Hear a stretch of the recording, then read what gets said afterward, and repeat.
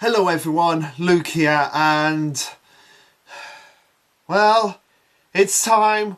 We knew this was going to be coming sooner rather than later, but at the same time, oh my god, can't believe they're actually acknowledging this. And yeah, it is as awkward as it would sound. Basically, everything that I've said about this point, now that Nico is getting back to her normal self, she's now getting back to those feelings she had for Morito before the beginning of part 2. So yeah, let's just get this all out of the way. So this is chapter 202, titled Yep, It's Love. They're not even trying to hide it at this point. So anyway, it starts off with Mori teaching Nico like how to do washing guide. The way he describes it is pretty much like the interaction me and my mother have with washing.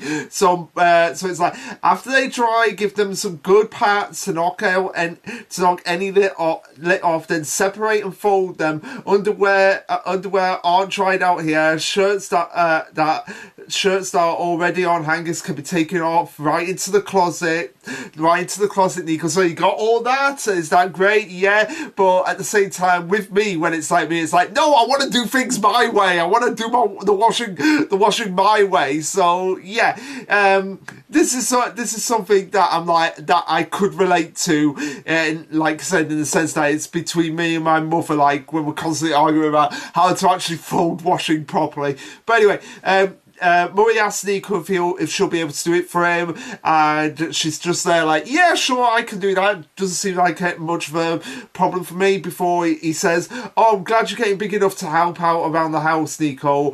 So I've got to go and run some errands, so would you mind handling it for me? As Nico is there like singing to herself, but he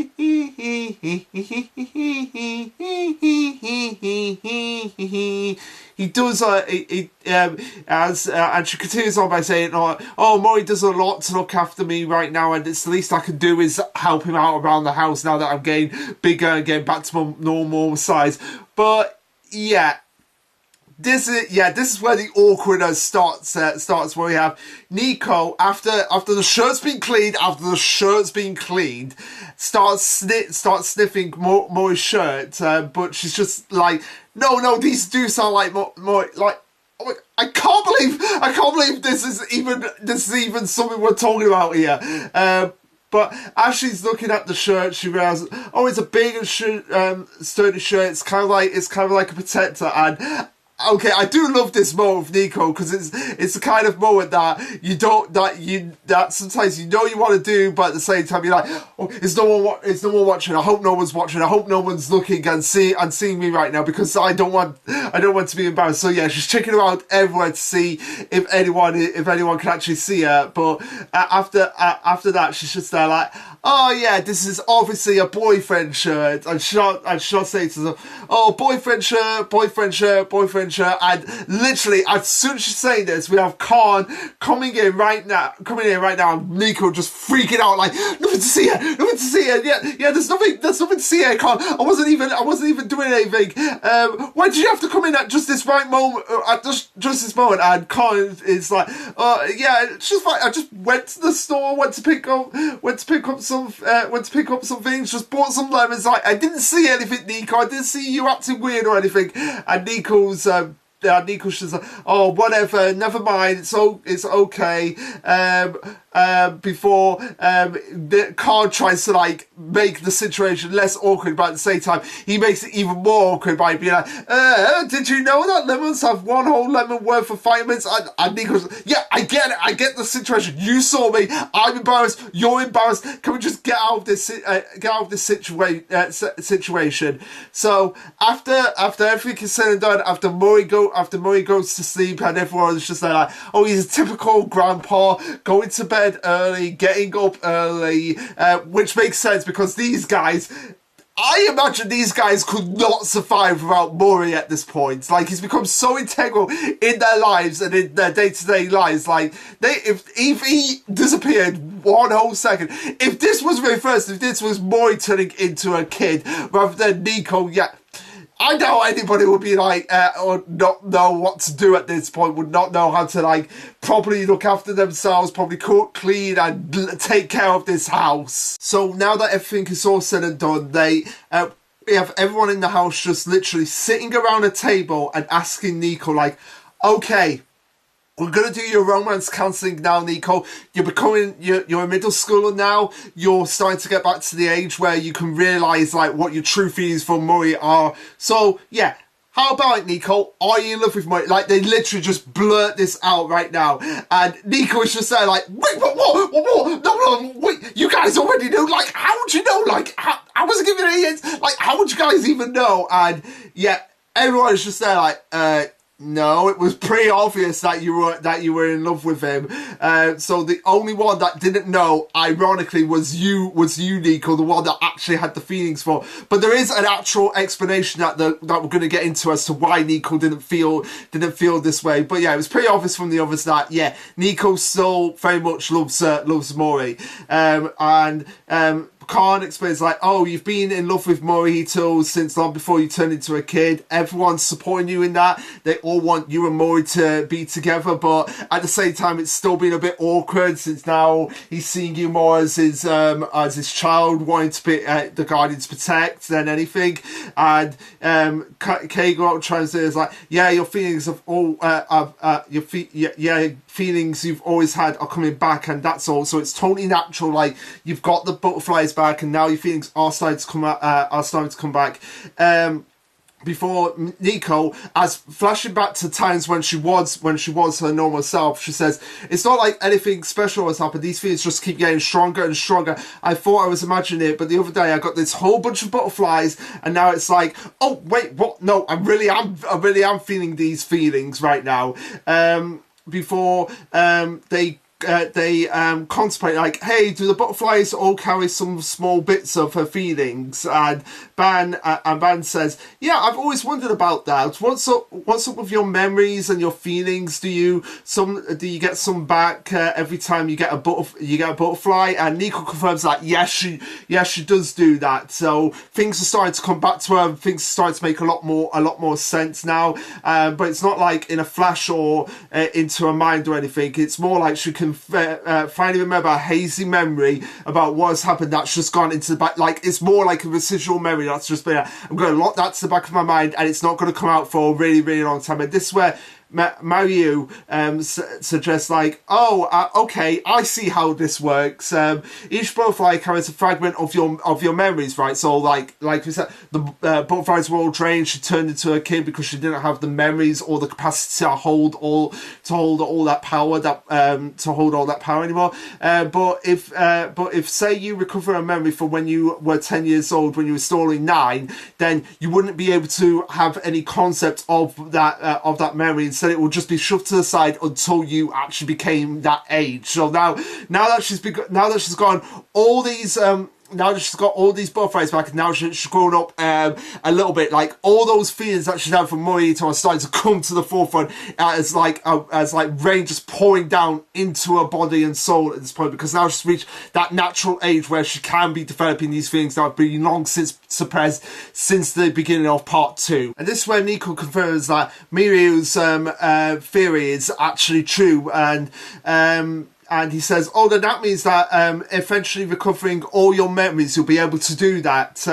Before Nico clarifies, like, well, maybe not everyone in perfect clarity, but I bet all that stuff left a big impression will eventually do come back. I already have a ton of vague images floating around in my head that I don't really get. And like, there is one where I think it's zipping around super fast and it's making me kind of sad, which obviously is referencing Khan when he was like, I have so much going on here, like, I want to speed things up. Nico, can you do that? And it went so well that he just couldn't slow down. Like, no matter what he did, he just couldn't slow down. So nice little callback there. And Keigo continues on by asking, like, okay, so that's how the memory thing works, feelings too, maybe. They conclude with a diagram of Nico from when she's younger to when she's actually older. She's got a piece of her feeling from Morihito back for each butterfly, but she went physically old enough to recognize or process these but she wasn't physically able to or mentally able to process these feelings. And now that she's reached that age, she's essentially like, yeah, now I'm really understanding these romantic love feelings. And Nico's like, wait, romantic love, but yeah, this is kind of like making me worried here. Like, I love that they're actually seriously addressing this, because Nico actually says like, Mori is kind of like my dad right now, but I'm wondering, is that okay for me to fall in love with him now that I see him as kind of like my dad, but now that I have these romantic feelings? Yeah, it was going to be awkward. I'm glad that they're actually addressing it, but still, doesn't make it any less awkward. It's seriously playing on a mind here, as everyone starts thinking like, yeah, that's the thing. I can totally see, I can totally get Nico falling for Morihito, despite him being her guardian. It's her old feeling that she's always coming back to. But the question is, what about Morihito? Because now that he's raised her like a daughter, they reckon like he won't have like the same things he had for Nico prior to when she was transformed into this Twilight form. And yeah, everyone is like literally thinking the same thing right now. So like I said, really glad that they're addressing this, but still doesn't make it any less weird and awkward. Before Nico starts panicking, freaking out like, well, hang on, his feelings. Yeah, I do want to know this, but at the same time, I don't want to know, but also I do want to know, don't want to know. Let's flip it back and forth, like, I want to know his feelings, but I don't want to know his feelings, but at the same time, I do want to know his feelings, but at the same time, I don't want to know his feelings, to the point where everyone's like, just make up your mind, girl, just make up your mind right now.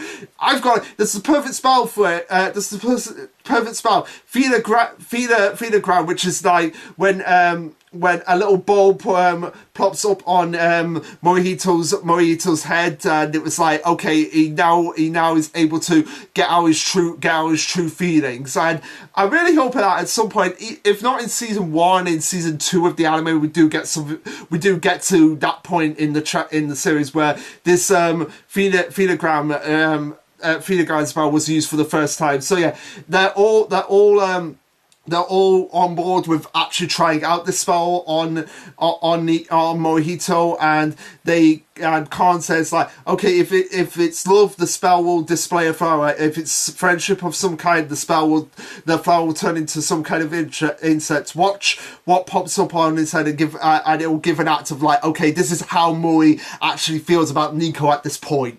So we cut to some time later where Mori is saying like, oh, you want me to help you study Nico? Wow, that's great, but of course, it's all a plan to get Mori occupied while Nico performs the spell, which she does, and everyone is just there like in anticipation. The cliche thing, spying on from the door, and also I do love like Ban is just like on Keigo's shoulder. That's a nice little thing there. But yeah, they spot like, oh, there's a spell. Whatever pops out will tell us his feelings. Khan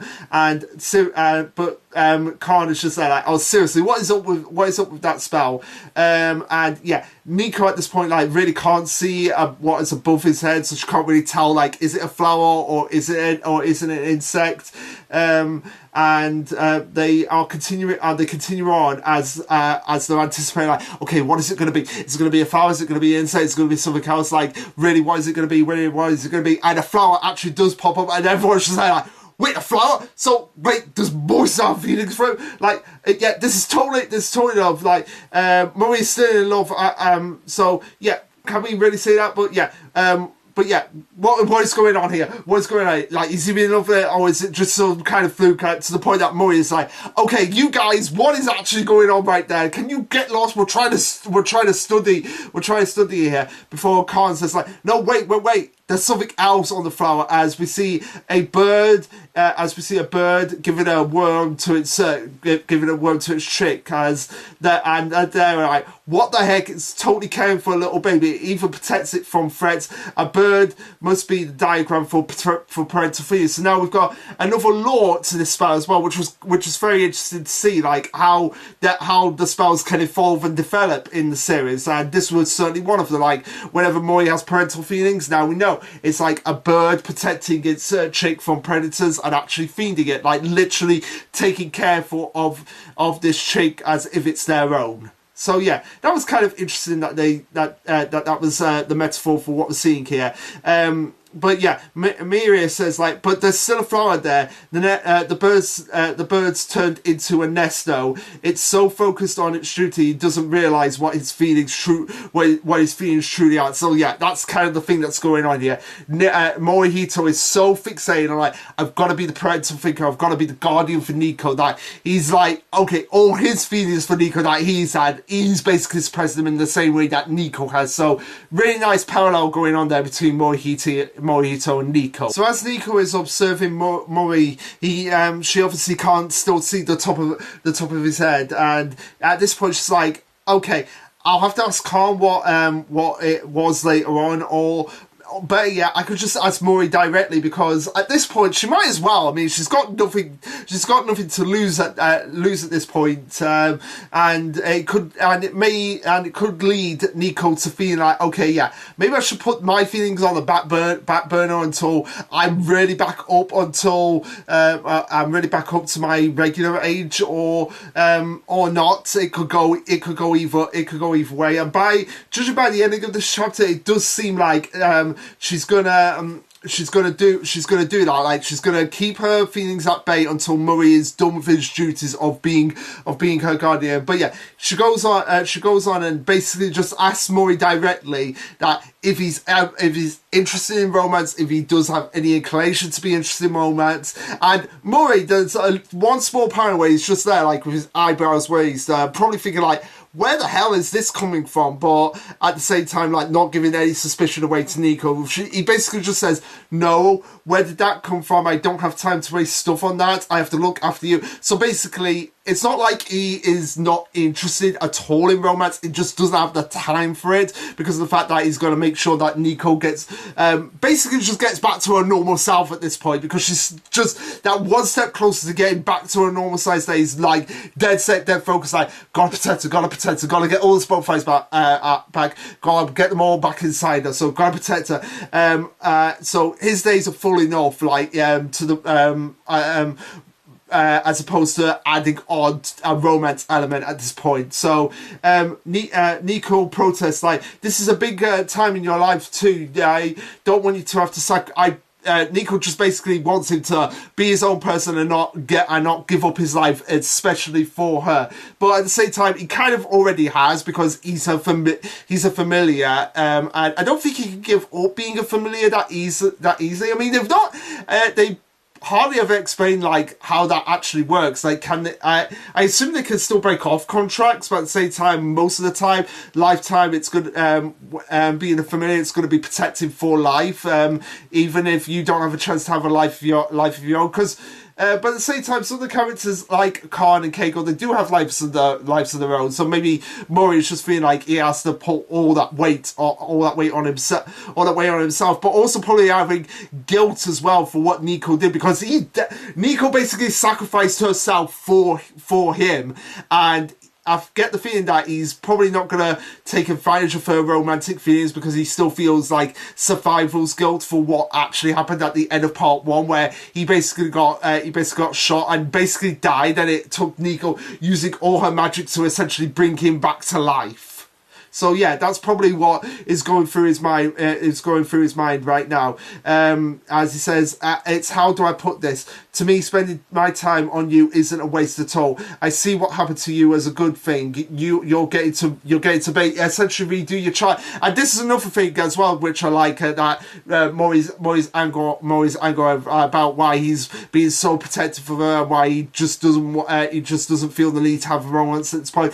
Basically, giving Nico a another chance to have a childhood because of the fact that she really didn't get to have a normal childhood. She had to grow up fast. She didn't have any friends, but now she's making them, and she's been experiencing life just as a normal girl this time. Getting to watch this is very precious to Morihito, as we see flashbacks from various points in part 2 up until this point, right down from Nico going to her different schools, Nico being a play. The first time she was in kindergarten, when she was back in kindergarten. The reason I'm not paying attention to things like romance is because right now you're more important to me.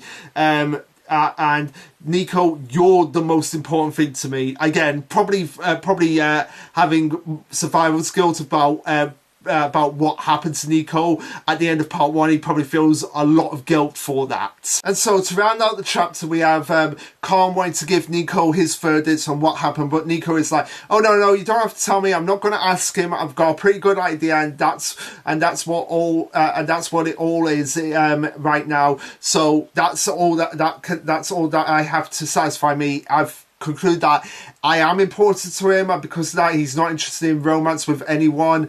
I'm going to keep doing my best so that when Murray's duties are finally over, I can make him fall for me, so that I won't steal any more of his time. So I'm glad that Nico has finally come to this conclusion, like, okay, I'm gonna wait until Murray is ready, and wait until I'm essentially ready to be back to my normal self. But again, I feel like this is going to be followed up on way later on, where Murray is just there like thinking like, I can't get out of being this protective parental figure for Nico. I can't get out of this. How can I be romantically involved in someone which I've been treating as my daughter for the past 100 chapters? But anyway, I digress. That's something that's going to have to be addressed later on, in the same way that it was addressed in this chapter. And I really hope they don't make it a joke. I really hope that, like with this chapter, they did take it somewhat serious about this situation, about Nico going from being like, oh yeah, I love Murray as a dad, to like, oh no, I really love Murray as a boyfriend. Like, now that I'm getting my full memories back, my full powers back, my full self back,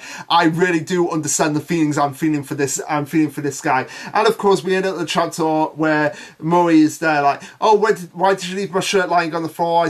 I guess I still can't rely on you for help just yet. And Nico's just like, sorry Murray, and that's where the chapter ends. So really good, really strong chapter characterization for Nico at this point, finally realizing that, oh yeah, I'm starting to regain my feelings for Morihito, but is it going to work for him? And then concluding like, oh no, he's not interested in romance, he's just interested about protecting me because I'm more important to him. So I'm going to leave it all dormant until we're both ready to be back at that moment, back where they were at the end of part 1, before all this crazy stuff happened. And anyway, as for the next chapter, like I continue saying, don't know what that's all going to be, whether we'll get the start of the next serious arc, or whether we'll just continue with the slice of life chapters. It's just something that we'll have to wait and see. But anyway guys, what did you think of this chapter? Let me know. Like, subscribe, comment, all that jazz. And this will be Lasherluke signing off. Later guys.